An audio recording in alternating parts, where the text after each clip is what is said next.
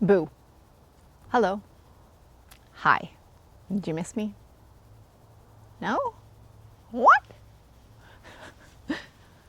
Oh, yes, it's been a while, you guys. Hi, how are you? I want to just come in and do a little bit of a video, an update video. Many of you have emailed or messaged me in the comments wondering how I'm doing, and I feel like I am ready to at least give you a bit of an update. This is a nothing fancy video, just an update. And I'm starting off at the Sawmill because this is one of my favorite places. I purchased this sawmill in the spring of 2018 and quickly fell in love with the art or the skill or the hobby of throwing a log from the property on this mill, milling some lumber and building something out of that lumber, and then building something with the scraps of that process. And this will be the first year that I have not had the mill in operation. And I can't lie, part of me is pretty sad when I come by and I look at this place and see how it is in such an abandoned state. But it's something I just haven't been able to do this year for physical reasons, like because of my hip. So why worry about something you just don't have the ability to control? Hopefully next year will be my year and I'll be back milling and doing a lot more of the things that I love to do. So much of life is perspective, hey? Where I last left you off was that I had bent over on my operative leg, felt something bad happen, was on crutches. I was unable to walk after that. Didn't know why. A week after that incident happened, another incident happened where I was like laying on the lawn, sat up real quick and got a really sharp pain in my hip, or it felt like in my hip or in and around my hip, I don't know. And from there on out, for about a week and a half, I was in the worst pain of my life. Like, it brought me to tears. I was in really, really, really rough shape. Also, during that time, of course, I had said Steve had surgery too. He had cervical spine surgery. And he more or less, honestly, had such a rough time with that, as I had a rough time with him going through that. He was in bed for like a month. So while I was on crutches, he was still in bed, unable to walk. I was unable to walk. Between the two of us, we were an absolute disaster. I was like, we have 5 dogs. How am I going to take care of these 5 dogs if I can't walk them at least once a day? So I ended up buying myself a scooter. And I am so regretful that I didn't buy that damn scooter from the beginning, because I think had I have bought that scooter, and it's something I had thought about buying and just talked myself out of it at every opportunity I could, had I have bought it and used it from the beginning, I think I could have prevented this re-injury. So if you are at all going to have some sort of lower limb surgery, and you either have dogs to walk or you have property to maintain or like long distances to go where you would normally walk, I highly recommend getting a little electric scooter, front and rear suspension. It's been a game changer for me. And yes, I feel like a little old granny ripping around on my scooter with the dogs. And people are like looking at me funny, but you know what? I'm over it now. And I love the damn thing. So I had spent 2.5 weeks on crutches. And in that time was when I had said like I was gonna go get an MRI. So I drove 8 hours to go get this MRI. And then less than a week later, I drove back the 8 hours to go to the Vancouver area, Vancouver, British Columbia, and see my surgeon for my regularly scheduled follow-up appointment. And I'll get into that in a little bit. But I guess aside from this hip injury and then my surgery, Steve's surgery, my re-injury, life has been throwing some punches lately at me, at us, on many levels. Just personal issues. Also, like while I was at the tail end of being on the crutches, I was like, you know what? I can't do anything else. I need a break. I'm going to take Dolly with me in the van. We're going to go on a road trip and we're going to go visit my family who I haven't seen in some time. So let's go do that. Well, the long and short of it is that while I was there, one of my immediate family members suddenly and unexpectedly passed away, where we found them passed away on the floor of their home and had left behind a cat and a 4-month-old puppy. And that was just really hard to deal with. I think that was the first loss in my immediate family like that. I just about came home with the little puppy. I took care of her for the 3 days that I remained there visiting and trying to then deal with the death and all of that kind of stuff. I just about came home with her because I was falling in love with her, even though she's a little floor mop, $2,000 floor mop, not the type of dog I usually would get, but I love all animals, and I would have loved her and smothered her as much as any of the other dogs. Because in those 3 days I did fall in love with her, but we did find a home for her. And I came home, and a couple days later got a phone call from another immediate family member that they were in the hospital with a cardiac event. And then another couple days later, another immediate family member called me that they were in the hospital with a cardiac issue. And it was just like, oh my gosh, other things too going on. And I was just like, honestly, it's just been in the last few days that this is kind of settling down a little bit. Things are kind of just normalizing a little bit now. And I come to this quote that I have shared before on my channel. It is a quote that I came across when I was like 13 or 14 years old playing competitive hockey. I was in the BC Winter Games, like 13, 14 years old is when I started. And this quote was in one of the little pamphlets you get by Charles Swindoll called Attitude. At the bottom of that quote, he reads that he believes life is 10% what happens to us and 90% how we react to it. And let me tell you, I have been utilizing that quote more than anything lately.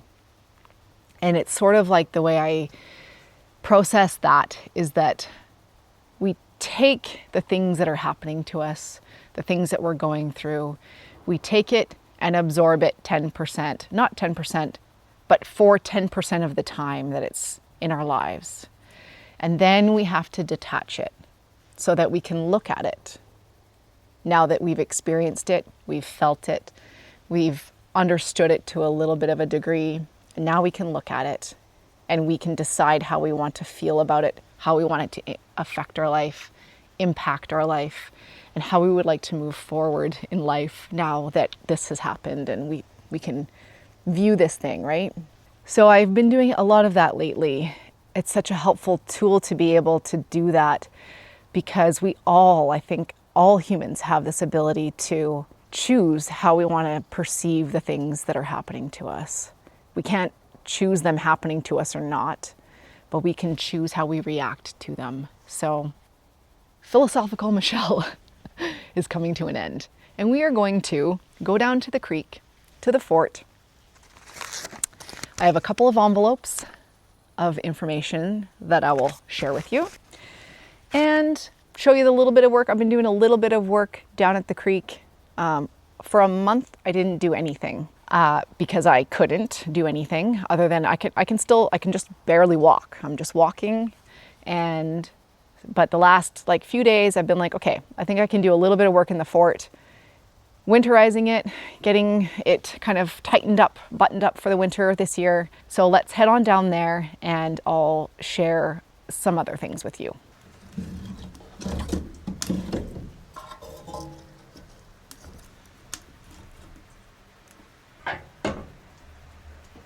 Hi. You're a good girl. Most of the time. A little bit of sun is nice. Envelope number 1.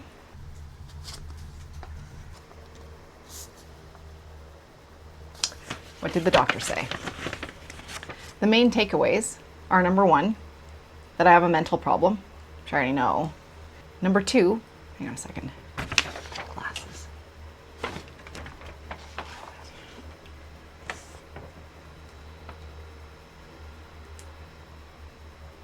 That I'm old. Just kidding. Those are fake. I'm not that old. But he said I was old. Number 1, the mental problem.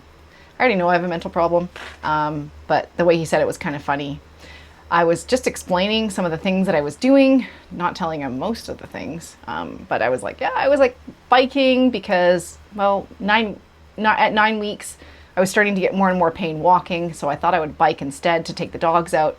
I did it 3 days in a row, easy bike, 6.5 kilometer loop with the dogs, couple inclines, but I'm on full assist mode on the e-bike, easy.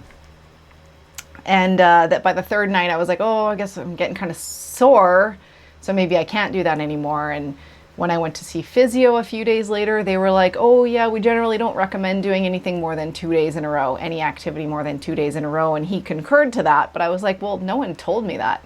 Not once did anyone tell me don't do anything more than 2 days in a row. I have felt like my surgery has no structured post-op care program for it. Not like something like a hip replacement, for example, that is very common. A lot of information out there on it. So I've just been kind of left to my own devices, and I am a little crazy, and I know that. And if I'm not told something specifically, you know, anyway. So I was like, yeah, I was doing that. And then, you know, then I realized it was a little bit more painful. And he was just like, well, just even that, like 6.5 kilometer, you don't like go for your first bike ride and do 6.5 kilometers. And to me, that's like nothing. Like, that's like no big deal. But he's like, you know, like you start out with 1 minute, then you do 2 minutes, and then you do 5 minutes. And then the next week you do 6 minutes. And then if that feels good, then the next week you do 7 minutes. Where am I going to get in 1 minute, 2 minutes, 5 minutes, 7 minutes? Like, my brain doesn't compute that way at all, which is why I needed like some kind of structured outline of what I should do for the first month, then the second month, then the third month, other than generic physio instructions. So that was the first thing. So he was just like, I think this is a mental problem. And I was like laughing. I'm like, yeah, whatever. I know. I don't disagree. The second, being old, I kind of disagreed with, because I was like, I'm not that freaking old. And this is exactly what he said. He used this metaphor on me. I might have been a brand new Ferrari at one point, but I am now a Ferrari with 300,000 miles on it, and a Ferrari with 300,000 miles has brake pads to that of a Ferrari with 300,000 miles on it. What? I'm not that old. Like, he just like, yeah, you know, well, your age, women over 40, you know, your age, you know, and I just was like, are you talking to me? Me? Come on, buddy. Come on. I'm not that old. The one person I had referenced that had had this surgery was this guy that works at the hospital. And he's like, oh, you know, I said he was 2 weeks on crutches. And then he was like, then I'm great. I was good to go. And then my surgeon was like, oh, who was it? And I was like, I don't know, kind of like I forget his name, kind of a younger guy. And he's like, aha, there you go. Younger guy, your age. I was like, yeah, younger as in like my age. And he is like kind of my age. So anyway, it was just kind of funny because like basically the whole time he was referring to me like I was some washed up piece of gristle. And I just, like, do I need to get a facelift or something here? Anyway, that was that. In terms of the MRI, it was rather inconclusive for the intra-articular aspect. So inside the hip joint, we don't know anything. What I do know, I did learn, is that I did tear my gluteus minimus, in fact, I know what happened when I bent over here, picking up the piece of wood. It felt initially, like my gut instinct told me it felt like a muscle tear, but I didn't know. All I knew was that I couldn't walk the next day. So I tore that, all of that kind of in and around like this area, all in here is also trauma to all the soft tissues around my hip. And then a ligament tear, not ligament tear, but a strained ligament. I don't know if it's my psoas ligament or like my, one of the ligaments in the front there, which was the most painful thing I'd ever experienced. Some sort of pull of the ligament off the bone a little bit. I'm on heavy anti-inflammatories. The plan is to take these heavy anti-inflammatories and see him again in a couple of months. And then we will determine whether there is an issue still inside the hip joint or if it's just all been surrounding hip issues. Things are calming down. I am resting. I am listening. I'm doing what I'm supposed to do. I literally did nothing for a month. I couldn't walk for 2.5 weeks of that. So I did rest a lot. I've only in the last few days come to do a little bit of stuff in here, just like the chinking, caulking, easy peasy stuff. Couple little easy little projects. I made a little kindling box, and other than that, doing as I am told. Is that all I wrote down? Yeah, pretty much. So that's pretty much what the doctor said. And next envelope.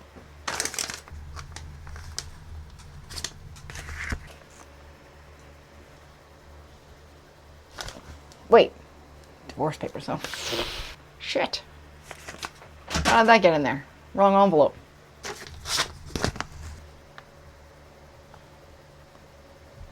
All right, where do we go from here? Okay.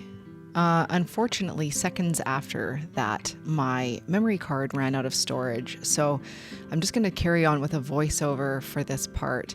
And yeah, basically where I'm at, you guys, is for the first time ever, I'm going to let my body dictate to my brain what it can and cannot do, not my brain tell my body what it can and cannot do, which is what I've always done. I've always been able to do that, but for now the tables have turned, and until I see my surgeon in the beginning of December, until I get the go ahead to increase my activity, that is what is going to happen. And that does translate to, yes, reduced videos moving forward again. So I guarantee you 1 video per month and possibly a second video.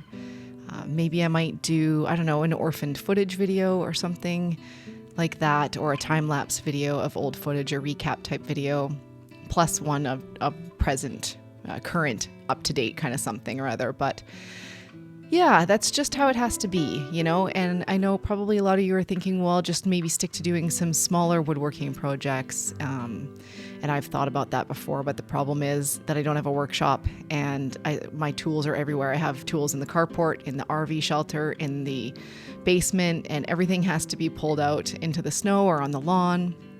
And it's just not very easy to work on stuff when your tools are all over the place.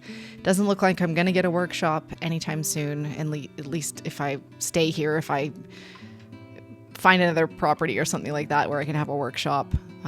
But it just doesn't look like it's going to be here on this property. So that is where we are at. And, you know, my channel is middle-aged. I've been doing this for 4.5 years, and I feel like videos every week anyway are getting a bit old for me.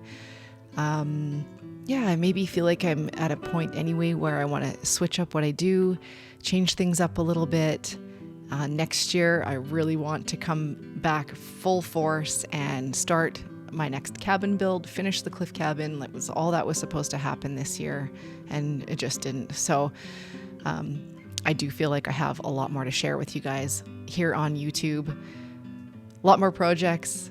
I have videos that I had written out on a piece of paper from 2021 that I still haven't accomplished yet. So here's to hoping that down the road I can get those done. And yeah, that's basically it.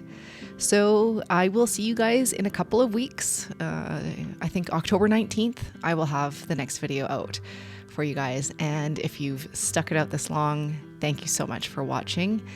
I appreciate your guys' support in emails and comments, and I really, really, really do appreciate it. I value my community, my support group here on YouTube, and I love you guys very much. I hope you're well, and we'll see you soon. Bye.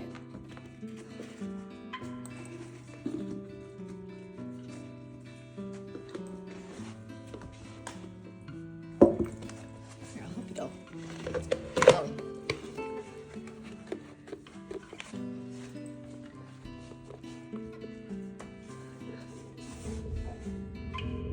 You're gonna growl at me, are you? I'm helping you.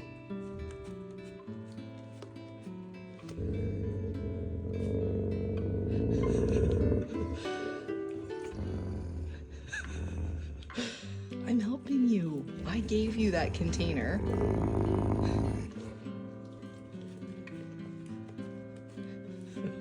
Oh, you're such a snatch.